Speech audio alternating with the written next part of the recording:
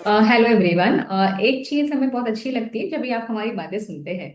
तो एनआरएसएम research analyst जो है सीरीज 15 उसको रिलेटेड जो भी हमने आपको गाइडेंस दिया था 15-20 दिन पहले और बताया था कि अगर आप ये एग्जाम की प्रिपरेशन कर रहे हैं तो 28 जनवरी के पहले जो है ये एग्जाम क्लियर करने की कोशिश कीजिए, ताकि जो नया सिलेबस है वो इम्प्लीमेंट होने के पहले आपकी एग्जाम क्लियर हो जाएगी।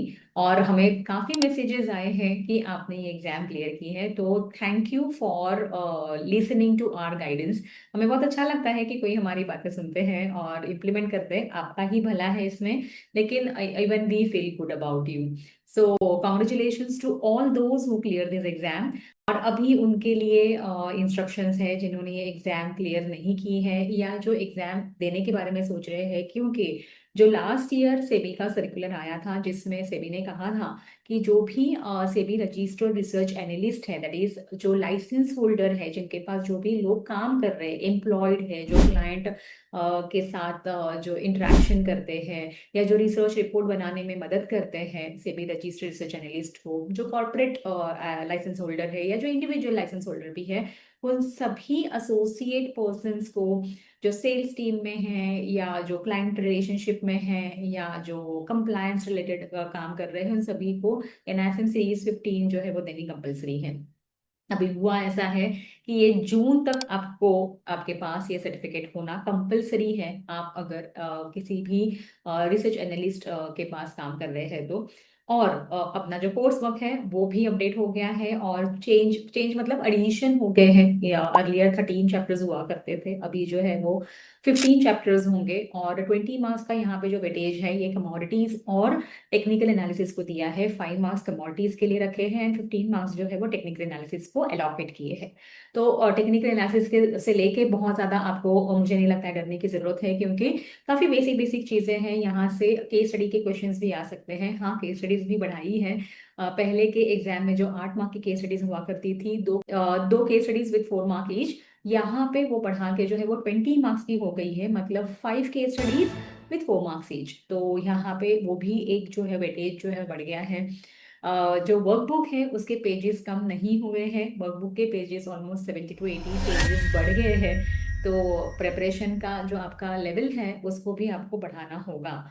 तो that is a reason actually. Again one advice to you कि अगर आपने ये एग्जाम कुछ 24-25 के आसपास ली होगी, and if you are very good at technical analysis and commodities, तो वैसे भी बहुत ज़्यादा डिफिकल्ट है नहीं, तो go ahead with your exam. और अगर आपको लग रहा है कि हमें प्रिपरेशन के लिए थोड़ा टाइम चाहिए, तो आप जो है एक बार पोस्टपोन कर सकते हैं। अराउंड फरवरी के 10 तारीख, 8-10 तारीख तक अगर आप एग्जाम बुक करते हैं, तब तक हमारा कोर्स वर्क जो है वीडियो फॉर्मेट में वो भी रेडी हो जाएगा। जबकि जो पीपीटीज है, जिन्होंने अभी एनरोल कर दिया है, तो उनके लिए एक कहना चाहेंगे कि पीपीटीज दैट मीन्स जो सिंप्लीफाइड वे में पीपीटीज है और जो क्वेश्चन बैंक है वो हमारा अपडेटेड है। आप एग्जाम देना भी चाहोगे तो भी वीडियो नहीं भी रहेंगे, chapter 11 commodities and chapter 15 technical के हम तो अपलोड कर ही रहे हैं, लेकिन अगर ये 3-4 दिन जो है हमें और लग सकते हैं तो नहीं भी रहेंगे, कम भी होंगे, तो भी with the help of notes which I have uploaded आपका जो है एग्जाम क्लियर हो सकता है।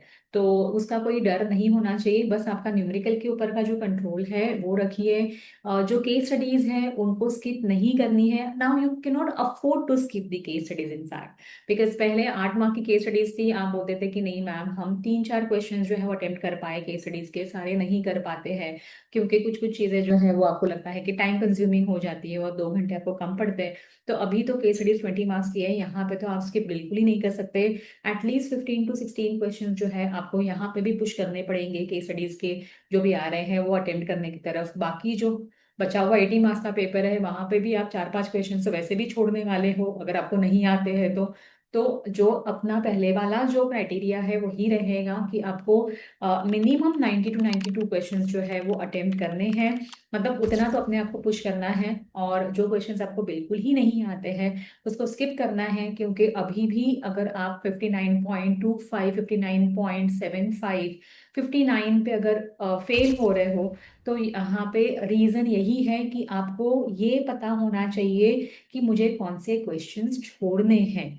क्योंकि नेगेटिव मार्किंग होने की वजह से अगर आपने 2-3 क्वेश्चन का जो मोह है कि मुझे ये नहीं करना था लेकिन फिर भी मैंने कर दिया, और वहां पे मैं रॉन्ग हो गया, जो भी आपने बाई चांस या लक बाई चांस अगर वहां पे काम किया होगा कि देखते हैं करके क्या होता है, तो ये आपके लिए नेगेटिव जा सकता है। इसके लिए कितना करना है ये तो मालूम होना ही चाहिए कि कितने क्वेश्चंस अटेम्प्ट करने हैं, लेकिन कितने क्वेश्चंस नहीं अटेम्प्ट करने हैं ये भी पता होना चाहिए। एकदम ही 70-75 क्वेश्चन अटेम्प्ट करके जो है एग्जाम निकलने के चांसेस बहुत कम हो जाते हैं। Push your self at least till 87, 89, 90, 92, ये मेरा क्राइटेरिया है। फिर भी आप देख लीजिए आपको ऐसे ठीक लगता है, और पूरी पढ़ाई कीजिए है।